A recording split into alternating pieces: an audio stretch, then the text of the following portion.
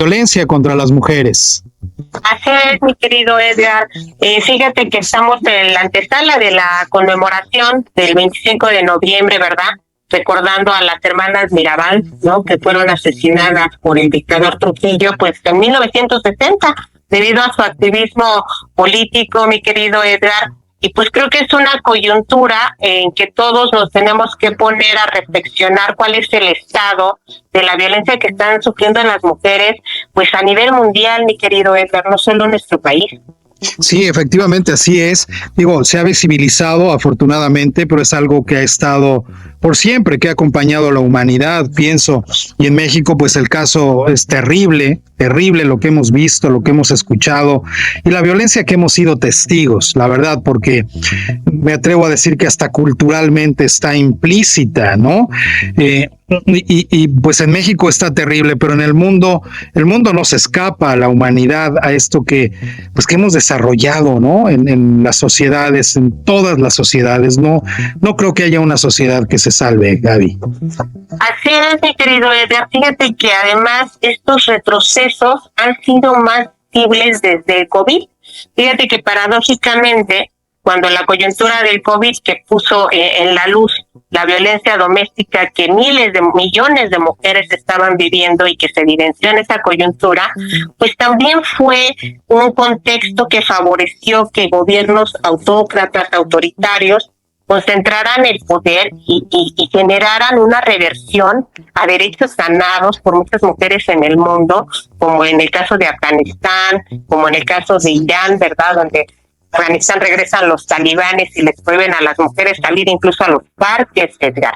En el caso de Irán, bueno, fue muy trágica la historia de Gina Masal, la joven kurda, que primero fue presa y que murió en prisión por portar mal el velo islámico, mi querido Edgar. Sí. Y digamos, bueno, uno pensaría, solo sucede en esos países, pero fíjate que el ejemplo más emblemático, diría yo, ahorita que se está viendo con los Estados Unidos, que en la Corte Suprema en 2022, ¿verdad?, eliminó el derecho constitucional al aborto que las mujeres ya venían ejerciendo por 50 años, ¿no?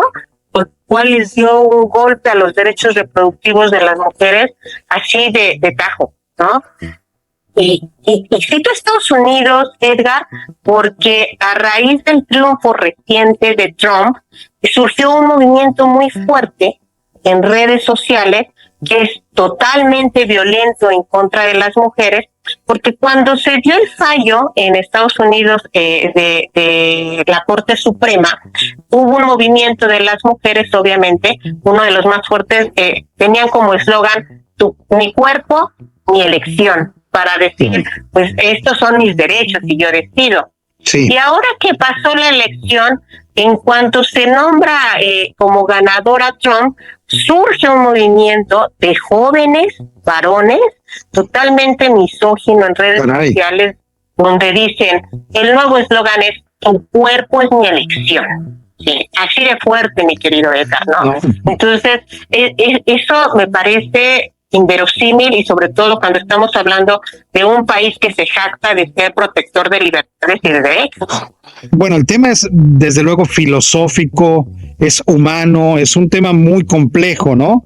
El de la decisión del aborto, eso se entiende, pero esta batalla de confrontarse con un mensaje como esos, pues tiene en el fondo un indicativo de no quiero perder el poder como sea. Y sobre lo que sea. De naturalizar nuevamente un discurso de violencia y de confrontación, si te das cuenta, ¿sí?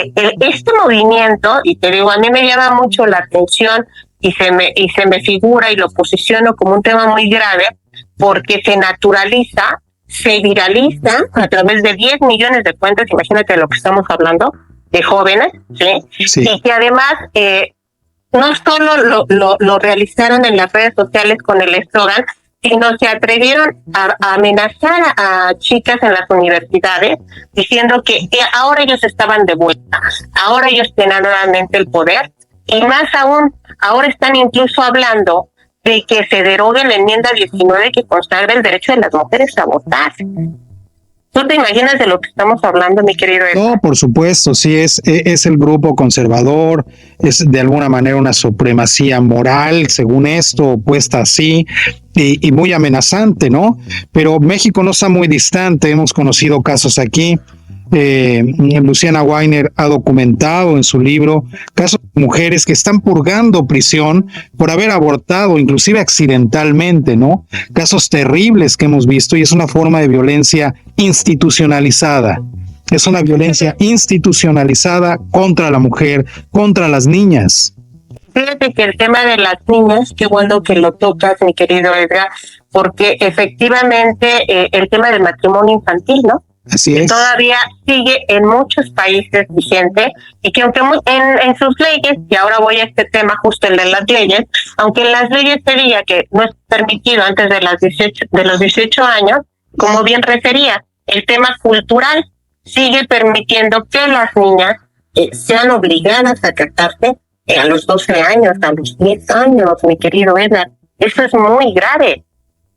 Sí, muy delicado, porque pues rompe con una infancia, trastoca la vida humana, y acá lo vemos en algunas comunidades de origen indígena que lo tienen como usos y costumbres, donde inclusive se ha documentado en Oaxaca, hay comunidades que hacen una especie de mercado de niñas, donde el líder de la comunidad o el que tenga más recursos puede comprar a una niña para casarse con ella.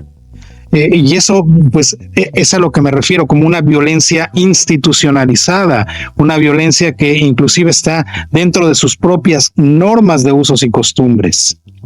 Totalmente, mi querido Edgar, y como bien refería, el tema que además la violencia es más exacerbada en grupos más vulnerables, como las comunidades indígenas, como las mujeres migrantes. O sea, Sí. dime qué datos tenemos de todas las mujeres que se están desplazando por migración forzada, muchas de ellas, como el conflicto bélico que está cubriendo Jania, que son abusadas por las fuerzas militares, y no tenemos cifras.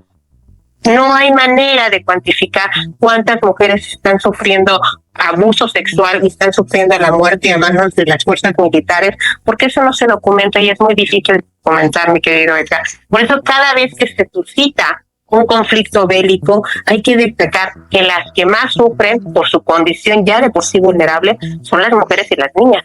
Así es, pues vamos a poner siempre ese punto, ese dedo en la llaga, no vamos a soltar el tema, y hay que insistir, porque eso se tiene que revertir sí o sí en estos próximos días, en estos próximos meses, años y sexenios. Eso se tiene que revertir y hay que tomarlo muy, muy en serio, Gaby. Así es, mi querido Edgar, un llamado para que todos desde casa, incluso cuando no seamos escuchados por las autoridades desde casa, hay que hacer lo propio, protejamos, reforcemos a las mujeres, no permitamos que haya ningún tipo de abuso. Si vemos en la calle que alguna está siendo violentada, hay que impedir ese tipo de actos, reproduzcamos una cultura de paz y no violencia por las niñas, por las mujeres, por todo el mundo, mi querido Edgar, pero por esta situación de vulnerabilidad que viven todas ellas, incluyéndome, por supuesto soy mujer, ¿sí?, en distintos aspectos y distintas violencias, pero todos nos enfrentamos a ello día a día. Gaby, te agradezco muchísimo la colaboración, te escuchamos la próxima semana. Hasta pronto, hacemos una pausa y volvemos.